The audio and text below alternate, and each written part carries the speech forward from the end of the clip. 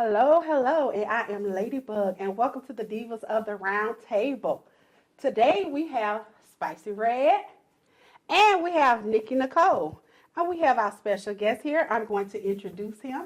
He is a native, born and raised in Jacksonville, Florida. He's a retired Army combat vet who served his country for over 20 years. Thank you for your service. Yes, thank you. He's very active and involved in the community. He works with kids and specializes in working with at-use risk. He has a love and a passion for Black history.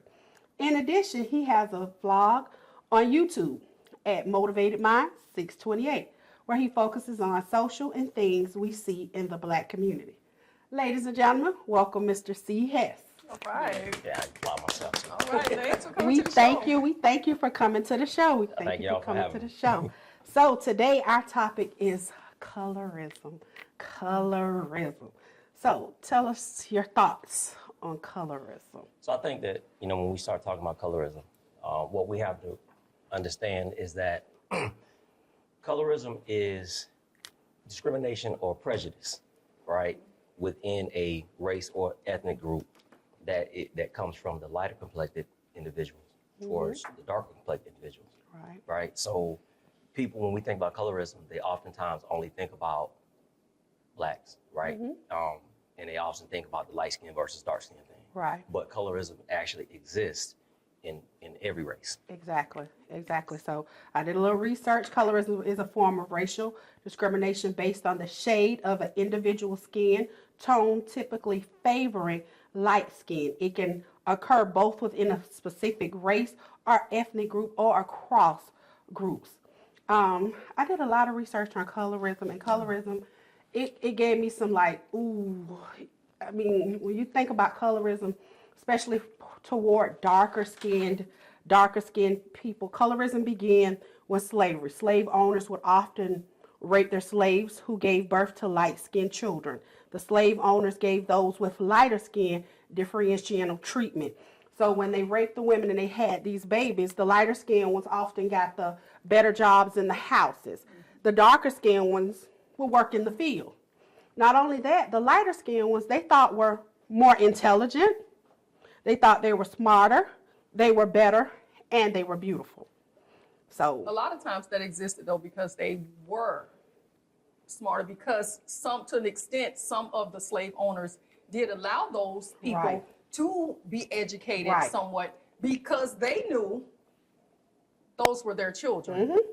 That's where the differential come in at, the differential treatment come in at, because they were actually their descendants. They was actually their children. So that's why the difference was brought about, on the plantations. But as you all said, coming up on with this topic, colorism is prevalent in Asia. In the Caribbean, and in South America, Latin culture. The lighter the skin. I remember when I sailed out of Jacksonville, and we went into Puerto Rico. We used to get into Puerto Rico, so we're docked there at the dock, so we got the local channels. And if you look at the local news, everybody only looked like J-Lo. Everybody was the lighter, you know what I'm saying, Puerto Ricans. But when we get off the vessel and actually go around Puerto Rico, I'm seeing people dark as this shirt, you know what I'm saying? And I remember I went to one of the stores there, and I saw these two older ladies. Man, these look like some older sisters. Looked like they had Jerry curls. I don't know if that was their natural curly hair, but it looked like curls to me. Because this was some years ago. Speaking fluent Spanish. And then in the same grocery store, I'm going down the aisle, and there's a little girl in the basket. Blonde hair, blue eyes, both parents speaking Spanish. So it was the color was so diverse on that island. But on the news, on television, I only saw people who looked white Latin. You know what I mean? Because that's what they show us, right? Yeah. Because that's something important that I think that you brought up, because a lot of times what we see, if we think about Hollywood, let's talk about the media, right? So let's just talk about Hollywood. Let's talk about Hollywood. Let's go here. Let's talk about Hollywood. Let's go here. So oftentimes what we see is they show us the lighter complected people of any given race. Just like you talked about, let's say the Puerto Ricans, right? And you got dark skinned, light skinned Haitians, right? And you got darker and light-skinned Asians, right? So even in the movies, they show us the lighter complected Asians and blacks, right? So and think about how many celebrities we know that are black that started out one shade and now they're a totally different shade now, Yeah. right? Yeah. Talk about that. Y'all talk about that? Yeah, talk about that. because in Jamaica, I know Michael in Jackson. the Caribbean, Caribbean, however you want to pronounce it, skin bleaching is a big thing over there. It's a really big thing that looks disturbing to me. I mean, either you have it or you don't, man. And it is what it is. You know, as people, as black people, we come in all shades, all colors. I personally myself have never been that type of person, you know, being a lighter African-American person, to think I was better than anybody that was darker than me.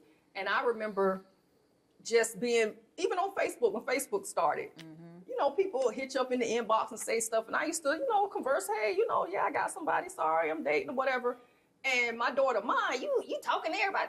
Ain't nothing wrong with being cordial to people, just being cordial, respectful. friendly. I said, because I've always gone that extra step to be nice.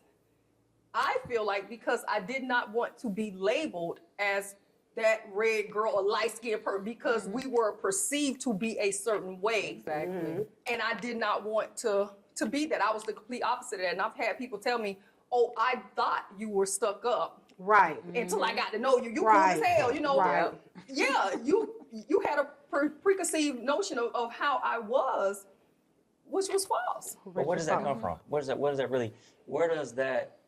that preconceived notion that, let's say you being a lighter complected people, right, or bougie or stuck up, right, or better, where does that come from? I think it do come from the slave the mentality. slave The mentality. slave mentality. Right. The slave You know, mentality. and I do believe that some of that is passed down, and you know, it's a taught and learned behavior. Right. You know, and you know, because you may find in some black families years ago, they really did not want their children to marry and have babies with darker skin people. Yeah. With darker skinned people, right. So we're speaking of Hollywood. So I found some research at Straight Outta Compton when they were doing the casting call. So they had the A girls. So the qualification for the A girls, they have A girls all the way to D girls. So this is basically how Hollywood cast us And what was this as movie? African Americans, Straight Outta Compton. Okay. So for A girls, the hottest of the girls, models, you have to have real hair, no extensions, very classy, great bodies. You can be black, white, Asian, Hispanic, Eastern, Mid-Eastern, or mixed race. B girls, fine girls, long natural hair, real nice body, small waist, nice hips. You must be light-skinned. Beyonce is the prototype. Okay. Okay, now the C girls, African-American girls, medium to light-skinned with a weave. Okay. Now the D girls. Okay. African-American girls, poor, not in good shape, medium to dark skin. So why D girl got to be medium to dark skin, poor, not in good shape? Oh, Because wow. of colorism. Because of colorism. And that's how Hollywood cast Yeah. the girls. And you know, but we talked about that, but we're talking about this is, you know, hundreds of years Yeah. in the making, because we discussed about the brown paper bag thing. I had to school a captain and an engineer on my vessel about the brown paper bag thing, and told them that this was a real thing to where to get in establishments, is it clubs or you know, anything, you had to, they would compare your complexion, your skin tone to that of a brown paper bag. And if you were lighter than the brown paper bag, you were allowed to get into these establishments. And in my research for the show, I found that it was very prevalent with sororities and fraternities Yeah. at historically black colleges and universities, and especially in the sororities where they did the brown paper bag test. Oh, they gonna be And mad so- at you for saying that one. I mean, but this is history. This is history, and this is fact. I mean, you could like it or not.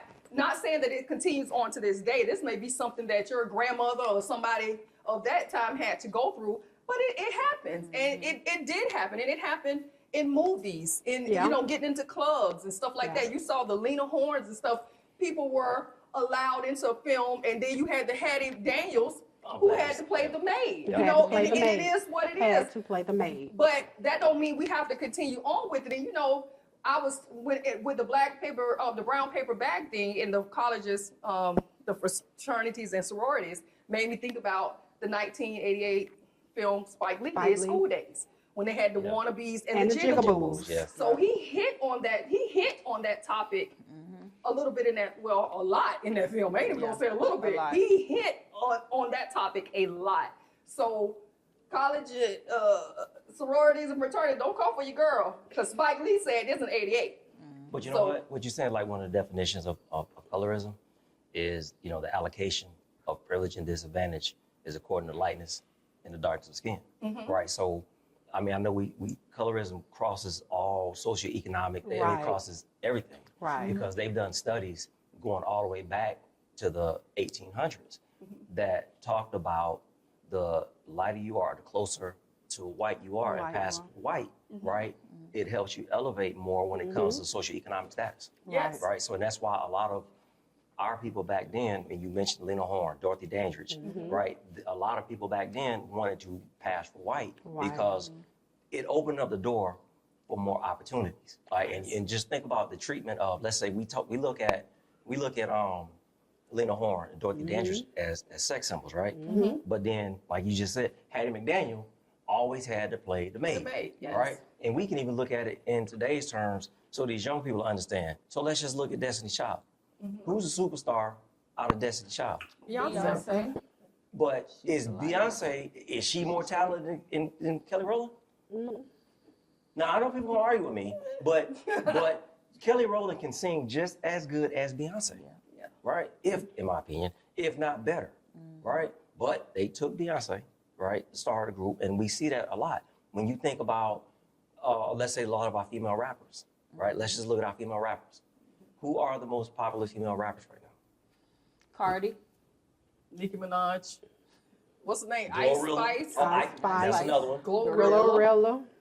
And Sexy Red, right? Now, out of all of them, who is the darkest one out of all of them? Sexy Red. But is she even? But they trash her on the internet. Men do. Somebody just trashed Her her. rap is trash. She is trash. But I'm saying because, you know, I mean, She is but I'm trash. saying because she's not as light as everybody, she get trashed. no, She is trash. I don't care if She's a she's trash. she's just You trash. talking about She trash.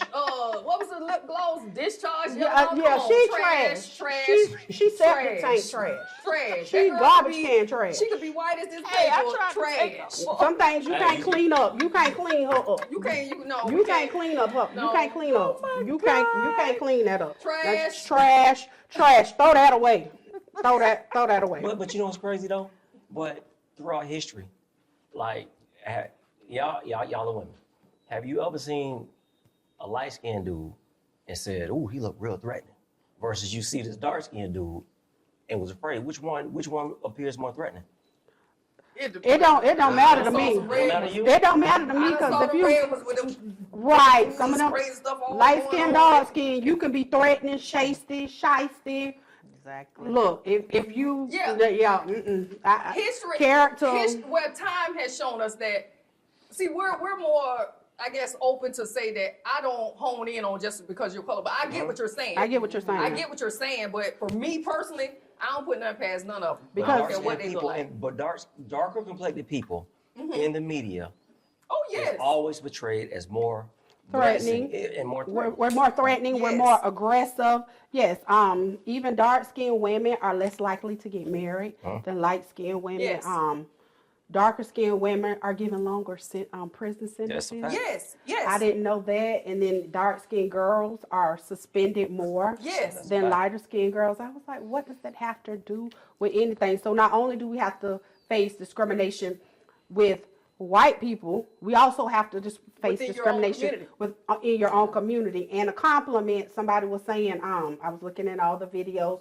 Oh, you pretty for a dark-skinned girl. No, I'm pretty, period. Yeah. My skin don't have nothing. If I'm pretty, I'm pretty. Put me on a light skin face, it's still the same face. I'm pretty, period. You can't say, oh, you pretty because you're a heavy set girl. No, I'm pretty, period. Because it's some ugly red bones. It's some ugly. You can be light skinned, green eyes. I met a dude. He was light skinned, green. He described all the features. He had some real nice features. When I saw him, he looked like a creature feature. Light skin, green eyes, pretty hair. That thing was just as ugly as he wanted to be. I was like, ooh, ooh, that's a no for me. So, I mean, beauty comes in all shades, all tones. We have to get out of this, just because you're a certain complexion, you might be better or you might be smarter. And as darker skinned women, they feel like, I was looking at videos, the girls were like, it could be a girls, they could be out. The guys are going to pass the darker skinned girls and go and talk to the light skinned girls. If me and my friends are there, you're not just going to come to my friend and say, hey, and then you're going to pass all of us. No, that's disrespectful. You're going to speak to everybody. If you're general and a cordial guy, you need to speak to everybody. Don't disrespect or disregard my friends or disregard me because I'm darker and my friends are lighter. And then on the other hand, I have friends who are light skinned, and then they have to prove how black they are because they are light. And I was like, girl, everybody know you black. You don't really have to set it off. I know you black. But they feel because I'm light skinned, I'm not as black and I can't do. I said, I know you are. You don't have to prove your blackness to these people. So you do have lighter skinned people who feel like because they are lighter skinned, they got to prove that they are black. And I was like, you don't have to prove that you're black to me. I know you're black. You don't have to prove that you're black to anyone. Your skin complexion is your skin complexion. Yeah. And all that's a learned behavior. All that's learned. Going back to, I'm sorry, Spice. Speaking on learned behavior, me coming up, I was the opposite. I was the light in the house, and my sister was the dark. We were treated differently. She was treated better. Being the darker? Yes, she was treated better. It also passed down to my kids versus my grandkids. So coming up, it was, I kind of felt like I was doing more. My sister was kind of like the laid back person. 6th grade, I was cooking. I was doing everything that, my mom was working in school at the time.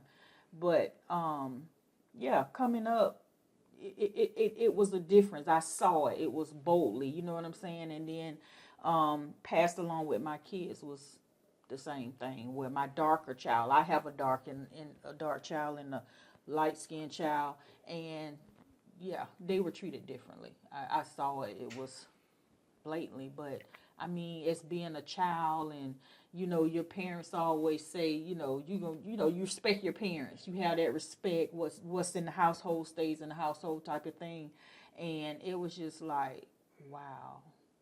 I saw it when I was little, and now that I'm grown, you doing it to my kids, So I came up, but it was different with me. I wasn't the one that was being favored. You know what I'm saying? It was my sister. That's different, because I know a lot of families like the lighter complected are favored. You know what I'm saying? It's just like in the family reunion sometimes, and I don't know why some families are like this. Everybody got them light skinned folks in their family, and a lot of times people think that they think they're better, or they think they're better than that. And it's not that they think they're better, it's just the treatment that comes from society for lighter complected people. So I just think that when people sometimes feel like, I feel that dark-skinned people have a disdain for light-skinned people. And I don't think that that's really the case. I just think that when you peel the onion back and you start looking at it, it's really the disdain that we have for white people, right? And it's directed towards the lighter people. That's what I think it is. If we start looking, and just peeling it back. So when we were speaking on the slavery thing, Willie Lynch. Oh, I'm glad you brought that up. So do you think colorism in the U.S., which we hit on, is a direct result of the Willie Lynch teachings? And can you explain to people in the audience who may not know exactly what the Willie Lynch teachings are? All right, so this is not a popular opinion, all right? But just in case people don't know, what it is they call it the Willie Lynch letter, or it was actually a speech. And I want to say it was in the 1700s, where this man named Willie Lynch was a slave owner in the West Indies. And they brought him to Virginia, right? I want to say it's Jamestown, somewhere in Virginia, to talk to the plantation owners there. Now, this is not going to be popular, but they can't actually find a man in history by the name of Willie Lynch, right? Okay. So people believe that the letter is fake. However, the teachings in there, and it's about division and how do you divide your slaves, right? And he talked about dividing the lighter and the dark and the older against the younger, right? But, and I know we talk about colorism, but there's something else that's in the Willie Lynch letter that nobody talks about, is that he's actually was against the lynching of slaves. He was against it, but nobody don't pay attention to that because he's saying your slaves were your property, right? And you're losing money every time you hang one of them, right? So his teachings are the things that people often talk about, or the teachings in the speech or the letter is what people talk about in the divisiveness and how you divide the slaves. And what people do is they carry it forward to today, saying how black people are divided, and they'll associate that back to the Willie Lynch letter. Because on the flip side of that, with the Willie Lynch letter, him specifically teaching them how to divide is because he understood that strength was in numbers. Yes. So if you break it up, they're losing their strength. Losing Because their power. Because at that point in time, I'm sure that they had already saw maybe the revolt in Haiti and stuff. I'm not really That sure was the before. time frame. That was before. So the Willie Lynch letter came before.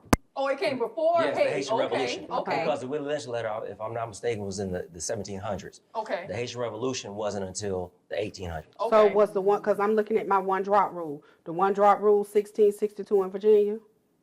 You know the You one talking drop? about, yeah, that Okay. sounds about right. One drop, if you got one drop Drop. of black blood and you Yep. black, yes. Yep. Okay. So I did some research, and they said in a 2006 study from the University of Georgia, it found that employers, regardless of their race, preferred light-skinned black men to dark-skinned men, regardless of their qualifications. So Wow. you could be way more qualified than a light-skinned brother, and he will get the job over you, which we've seen that with black versus white anyway. Right. So Yes. with the colorism, it's just another form of racism, somewhat watered down, but Yes. still prevalent. It's still still prevalent. and the damage is still the It's same. the damage is still the same. The It damage is still still make the you same. feel bad because of the color of your skin. I might not be able to make you feel bad against a white person, but I can still do it to you now against a black person. Yeah. And it's still racism. Now it's racism against you and your own race. Yeah. And we shouldn't be fighting against our own race right. for anything. True. I shouldn't be fighting against you in the same job because you're light skinned and I'm brown skinned. Yeah. We shouldn't be fighting, or you look better than me because you're brown skinned and I'm a darker skin. We should all embrace each other for our beautiful skin tones. The black race is in so many different skin tones till it's unbelievable. And I guess it's the fact that, I don't know if you feel threatened by all the skin color and skin tones Yeah. that we come in, that you can't identify us. So you I- try and separate us because of our color? I actually found online something that I found, a lady had stated it, and I found it to be profound because she said race is a human label, It's made up, yeah. whereas color is a biological fact. Yep. It's nothing you could do. I mean, it's nobody has an input on your color except for God and genetics. That's it. Your DNA, that's it. That's it. Genetics, that is what's going to determine your color. But race, a man made those specific Yeah. labels to separate people, basically. The Europeans made it up. Yeah. Because if you actually go back and you study history, color didn't exist, right? It didn't, right? It was about trade and money, right? Even the slave trade, if you peel it all back, in the inception of the slave trade, when they say, well, blacks sold blacks into slavery, right? It wasn't about color, right? It was about trade, Trade. because the slave trade had existed it existed in China, it existed, or in Asia, it existed in Europe, Yes. it existed in Africa, right? So they were, and basically for us as blacks, the slave trade was a result, some of it was tribal warfare, Yes. right? So it was about trade. What happened was when the Europeans came, when they started introducing that money, right? So like if you watch a movie like The Woman King, and a lot of it's Hollywood, Yeah. you had these tribes going to conquer this tribe over here, right? So it became about money. How it all started getting into race was when we started talking about chattel slavery, when you were property, Yeah. right? You were seen as property. So that's how that all came about. It was never about color. If anything, when we talk about colorism, like I shot you that article one time when it's talking about how colorism in Asia, in China more specifically, it was about the upper class, right? Or the rich or the wealthy. Your social It was about your social status. So the upper class, they were always inside. They didn't have to work outside, so they were lighter complected. Yes. Versus the working class or the poor were darker Outside, because they yes. were outside. So it was not about race because they're all Chinese. Right now, there's different ethnic groups within the Chinese, but it was about class. It wasn't about race, right? Because think about white people. You got rich white people, they can't stand poor white trash. They can't stand them. But we don't ever look at it like that. And oftentimes when you start talking about the trailer park trash folks, a lot of times them jokers will be out in the sun. They're dark, they're more tanner, right, than the jokers working up in offices. They can't stand them. So colorism crosses all boundaries. Yes, Across racial everything. boundaries, yes. So I was looking it up, and they said it's 4 types of racism. You have interpersonal, internalized, institutional, and structural. So those are your 4 types of racism. So do you think colorism, which I believe you do, has a place on the racism spectrum? Because it's all one. like you said, it's a Yes. watered They down all feed version into of each it. other. It is. You're correct because in the original context of colorism, it is the lighter complected discriminating or prejudice towards the darker within their own race or ethnic group. However, it does cross racial lines, like we're talking about Hollywood and the media and how. So yeah, it basically colorism is a part of racism. Right? So you just read something too. But do y'all remember when they did the baby doll test back in the 40s? It was conducted by some psychologists. I never heard of that. Okay. About the black dolls and how the About the black children, doll. how they would Yes. choose the white dolls over the black dolls. You remember that? Uh-huh. Okay. So remember it's that. a study done in the 40s by a husband and wife psychologist. It was Dr. Kenneth and Mamie Clark. And what they did was they're black. They got these black kids, and they did the study, and they gave them baby dolls. There's a white doll and a black doll. And they would ask, and I'm not gonna read them all, but they asked them a couple different questions, right? So they asked them, give me the doll that you wanna play with. Give me the doll that is the nice doll. Give me the doll that looks bad, right? So the kids, and they picked. So when they asked, let's just say the doll that looked bad. All right, so the black doll, 59% of the kids said the black doll looked bad versus 17% of the kids said that the white doll looked bad. Or which one do you want to play with, right?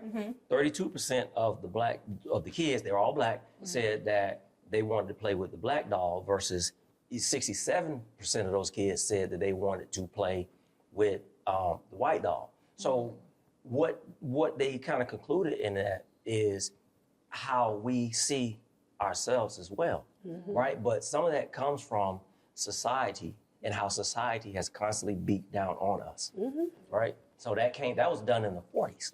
You know, with me having a daughter and now 4 granddaughters, I found myself at one point, because I couldn't identify when I was a kid with Barbie or with the black Barbie. Neither one of them looked like me, you know. So when they finally got into these the Hispanic friends, The brads and all the different the ones shades. that had a lighter different complexion, that was shades. more my color, my daughter's color, my granddaughter's colors. I tend to buy those dolls for them because they look like them. You know, they have more of their color, their hue. But you know, they get dolls from other people. It be white, black. And, you know, it don't matter. I don't. Now that's one thing you will never say. I will never buy an African American child a white doll. A white doll. Because you do not go into Caucasian people's house and you do not see them with black dolls. So I feel like as an African American woman, you will not see a white doll. I'm not buying. Who bought you this white doll? We don't play with that because you need to see self-representation of yourself so you can appreciate your beauty. When I was young, my mama couldn't find me no black dolls. So y'all remember what they used to call them, the little punch out things? Y'all don't remember the little punch out? It was the little paper dolls, and you put them on the little paper dolls. My mama found me famous African American people. I had a Diana Ross one, Aretha Franklin. I had all the famous characters, and I used to put their little stuff on. So my mama was like, "Nope, you gonna have a representation of what you look like. Now, I did get a white Barbie doll, but I cut her hair all off. I botched her. I took Barbie all the way up. But I just feel like you should give your children or your grandchildren a representation of what they look like so they can start identifying with their own beauty. And growing up, I was very self-conscious because my grandmother, black, we have different features. My grandmama always made me feel bad about my black nose. So I grew up feeling very self-conscious about my black nose. So being colorist, my grandma one color, I'm dark, then I'm dark with this big old nose. So we have a lot of things as African American, especially darker skin, lighter skin, that we go through, and it's mental. They said that colorism is also mental. Looking at some of this, I was looking at a video. A girl said she wanted to stay in the house and stay in the bathtub till she could wash her skin lighter. And that's hard for you to see your little girl, and she doesn't want to come outside and she doesn't want to play until she gets her skin lighter. And like, baby, your skin is not going to get lighter. We're going to have to work on you loving the skin that you're in. Because she's like, I know I'm not the only one that is this dark. I know I'm not the only one that can't be this dark. Am I pretty because I'm this dark? You're going to be beautiful regardless of what shade you are in. You talking about kids. It made me think of a story one time with my daughter. She was little. They were little, and we were going to my mom's house, and it was something about Martin Luther King birthday. Maybe we was coming up on his birthday or something. This was before I started selling, so I was home. And I remember we were turning, and she was asking me questions about Martin Luther King and what happened to him. And baby, he was killed, by this white guy. Why? Well, they didn't like black people. And she was like, I like black people. I like Nana. I like my brothers. And she was just naming out all these people. And I said, but you're not white. She did not know, because she's lighter than me, my daughter. She didn't realize that me and her were black. She said, Mommy, you love people. You love Nana. You love. And I said, yeah, we are black. But her color, she was too young to know that. But now, that girl like Sister Soldier. She the blackest, whitest thing you ever want to see. Militant, like she ain't taking no from them so-and-sos, and she ain't with it. You know what I mean? So it was just funny to her being a child, not realizing or not understanding. But again, that was one of the reasons too. Like I say, I didn't buy her the white dolls. I never had white dolls. I had black dolls who did not look like me. But with my daughter, I was able to get her those Hispanic. Has those blue eyes. Yeah, I was able to get her the Hispanic baby to identify. It looked like our color. That looked like, and that's what I buy for the grandkids now. But occasionally somebody slide, one of them Becky's in there. So but we gotta teach them that. That's the thing. You want to say something? My grandbaby. I know how some people, redheads. So I have a grandbaby that has red hair. I brought her one of those dolls that look real, and so I searched and searched till I found me a redhead one. And I say this is the closest I'm gonna get. Everybody had their own dolls that favored and looked like them, but that I knew coming up when I was little how people used to say, "Oh, ginger," what they call them, ginger. Yeah, so But that's imagery. Imagery is important, right? And that's one thing people can say they want to say about Disney. Disney does a very good job of trying to show everyone an image of themselves. Yes, and that's what we have to keep. And that's why I don't buy my son anything. Everything for my son reflects himself. Exactly. My son has T-shirts like this. That you know what I'm saying? So that's why a lot of us feel the way that we do, because these kids watch too much TV.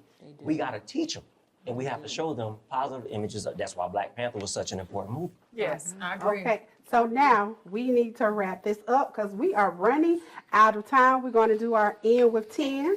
So we're going to start with Spicy Red. Okay, center court at your favorite basketball game or on the field with your favorite football team.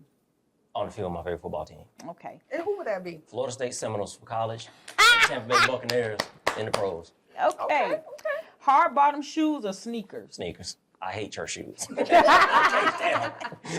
Quiet night at home listening to music or shooting pool with friends? Quiet night at the crib. All right. Do you prefer reading a book or watching a movie? Reading a book. The person you admire and look up to the most? My dad. Okay. A trip to Africa or a trip back in time to meet your favorite historic figure? I'm going back in time. Old school hip hop or old school rap? I'm going old school hip hop. Okay. Big Daddy Kane now. I heard All right. Yeah. All right. Malcolm X or Marcus Garvey? I'm going Malcolm X. Why? Marcus Garvey was on the whole. Marcus Garvey to me is kind of like, reminds me of Umar Johnson. I'm more of a Malcolm X guy. I love Marcus Garvey, P. Newton, but I'm all about Malcolm X because he was about that action. Yeah. Okay, a peaceful demonstration or a walkout? I'm going on a walkout because the walkout will affect money. It's about finances. Yeah. Bottom line. Okay, would you rather be an inspirational speaker or a famous African American author? I'd rather be an inspirational speaker. Yeah, I believe so because with speaking, you could kind of get to the people. I mean, it's up to them to pick up the book, but if they fill the room, they got to hear you speak. They're going to hear something. Even if they looking down or something, they hearing something. Yep. I agree with that. I like that. All right, so that was colorism, y'all. We covered a lot. We still have a lot that we could do. So I want to leave you with this. I find in being black a thing of beauty, a joy, a strength, a secret cup of gladness. That's from Ozzie Davis. So Spicy Red, we're going to end with Spicy Red. If you thinking about on the road, that's Miss Spicy Red. She's driving up and down the highways. She's going to be safe. Y'all watch out for her. If you're thinking of prosperity, that's Miss Tugboat. She is on the waterway. Mr. Cee Hess, he's giving you that knowledge. Check him out on his vlog. And I am Ladybug, teacher for 26 years in Duval. Thank you all. We love you, support you. See you till next time. All right.